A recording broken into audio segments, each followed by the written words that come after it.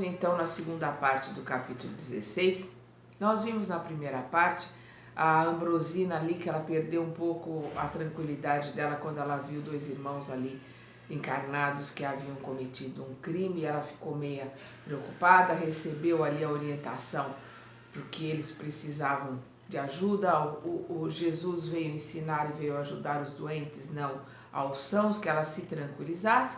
Aí nós vemos o André descrevendo que ela passou, ela se aquietou, se acalmou e passou a atender tranquilamente as pessoas que foram ali buscar ajuda. E o André continua. Aqui alguém desejava socorro para o coração atormentado ou pedia cooperação e benefício de parentes menos felizes. Ali suplicava-se concurso fraterno para doentes em desespero, mas além surgiam requisições de trabalho assistencial. Dona Ambrosina consolava e prometia, quando Gabriel, o orientador, chegasse, o assunto lhe seria exposto, de certo traria a colaboração necessária. Então ela ia aguardar o Gabriel, que é o seu mentor, para que ele coordenasse como deveria ser o trabalho e como ela deveria agir com aqueles dois irmãos ali que traziam aquela culpa estampada no seu perispírito. Não decorreram muitos minutos e Gabriel, o mais categorizado mentor da casa, deu entrada no recinto acompanhado por grande séquito de amigos. Acomodaram-se em palestra afetiva à frente da mesa. Aí, reunidas as entidades de vida mental mais nobre, estabeleciam naturalmente larga faixa de luz inacessível às sombras que senhoreavam a maioria dos encarnados e desencarnados de grande reunião. Gabriel e os assessores abraçaram-nos generosos.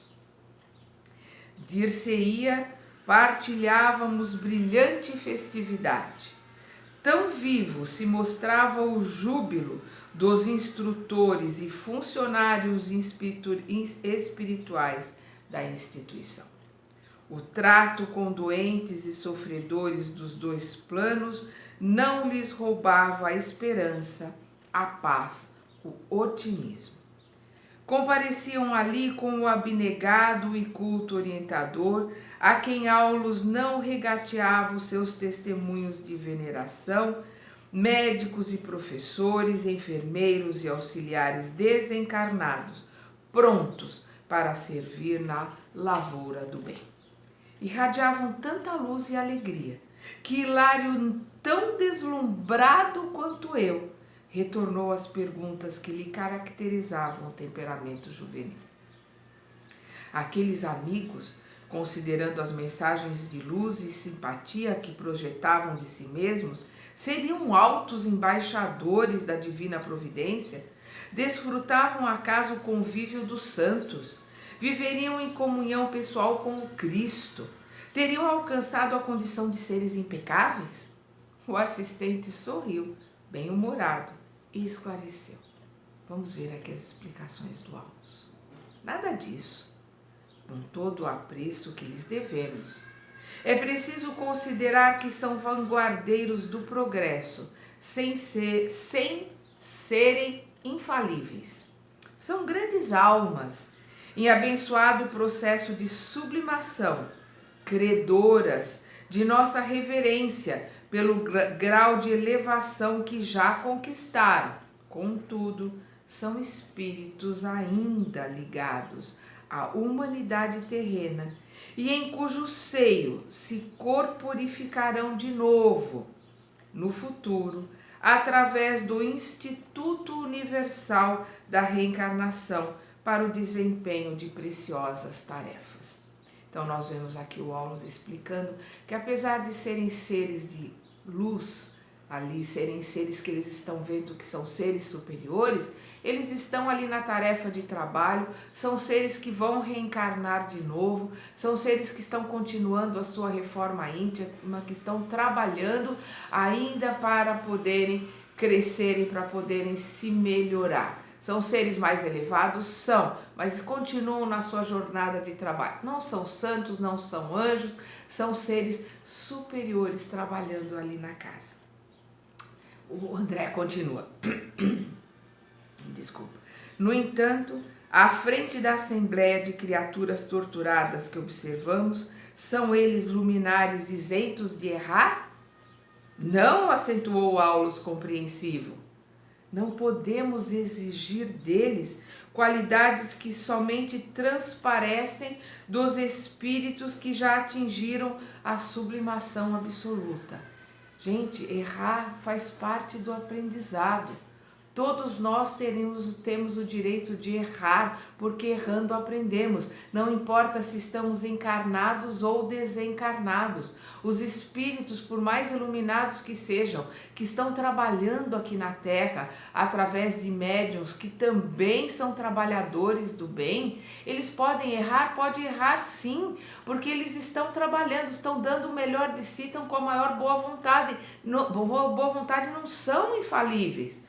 Dentro da compreensão deles, dentro do grau de evolução que eles atingiram, eles podem dar o melhor de si e colocarem ali o seu trabalho. São sujeitos a erros, claro que sim, porque não são infalíveis, eles estão na jornada da reforma íntima, na jornada do trabalho, e é errando que se aprende. Então, não faz parte dessas ideias lúdicas de Papai Noel e pode pirilim pim pim, achar que é porque é um espírito mais elevado que está fazendo um trabalho ou dando uma mensagem psicográfica através de um médium, ou realizando uma palestra, ou realizando um trabalho numa casa, que eles são infalíveis. Não são, não.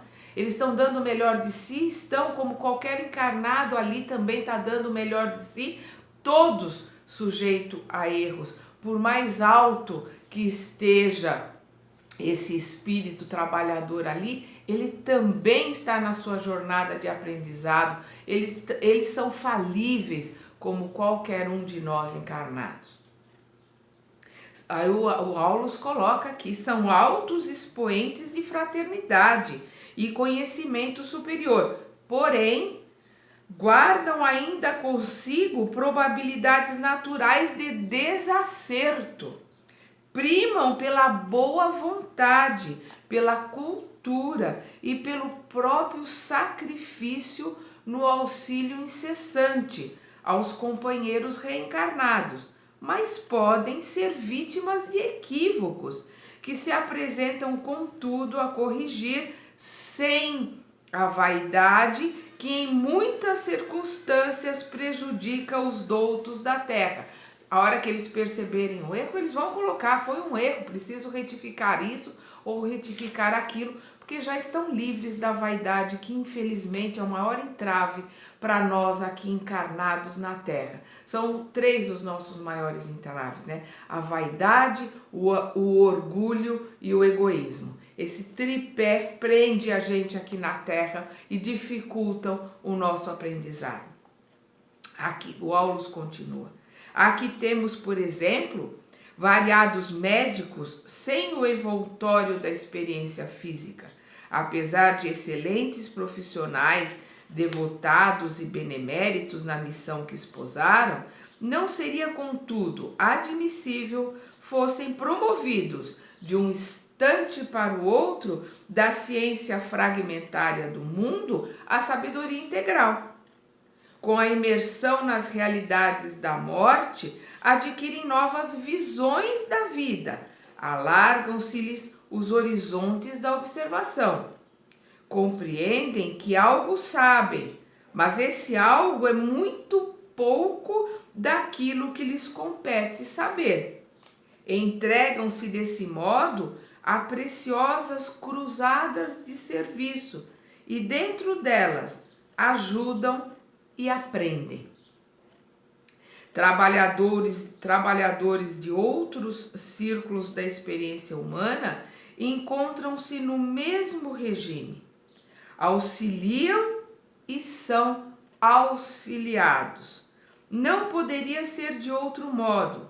Sabemos que o milagre não existe como derrogação de leis da natureza. Vamos lembrar Jesus quando ele diz: não vim quebrar a lei. Não existe nada que quebre as leis da natureza, as leis de Deus. Os milagres que são considerados milagres de Jesus são milagres porque nós não sabemos como essas leis funcionam e Jesus sabia, né? Então não existem milagres, existe uma boa coordenação e o saber utilizar as leis da natureza colocadas por Deus. Não poderia ser de outro modo. Sabemos que o milagre não existe como derrogação da lei da natureza. Somos irmãos uns dos outros, envolvendo juntos em processo de interdependência na qual se destaca o esforço individual. Somos todos irmãos, né?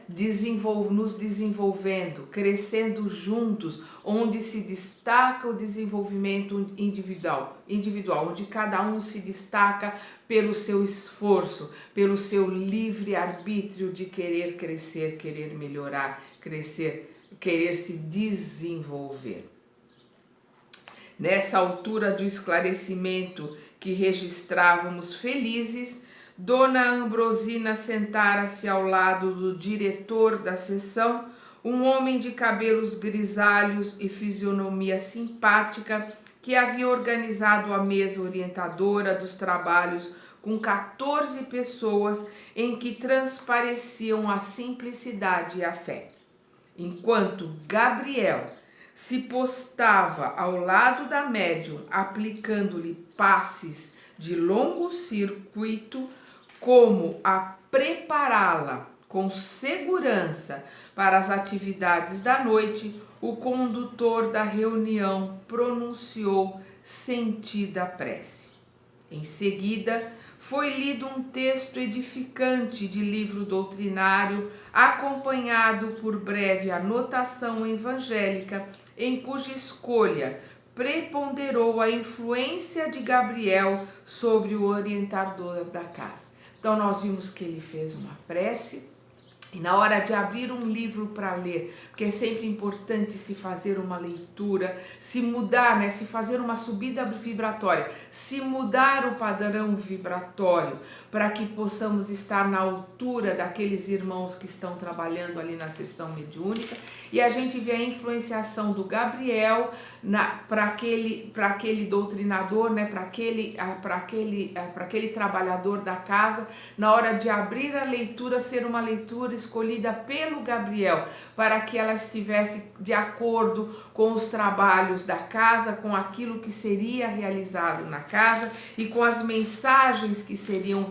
recebidas na casa. Então o Gabriel escolhe ali qual vai ser a leitura. Não existe acaso. Acaso é uma coisa que o homem coloca pela sua acomodação, pela sua preguiça. Existe um trabalho de todas as partes e existe merecimento. Então a casa ali, os trabalhadores, aquele doutrinador ali, tinham o merecimento de receber o auxílio daquela falange de espíritos elevados e principalmente do Gabriel, que é um espírito mais elevado que todos ali, e que o Gabriel pôde influenciá-lo ali a abrir na página correta para que a leitura fosse condizente com tudo aquilo que o Gabriel havia preparado para aquele trabalho daquela noite. Não existe acaso, não existe coincidência, existe trabalho, existe merecimento, existe lei de ação e reação. Cada um recebe conforme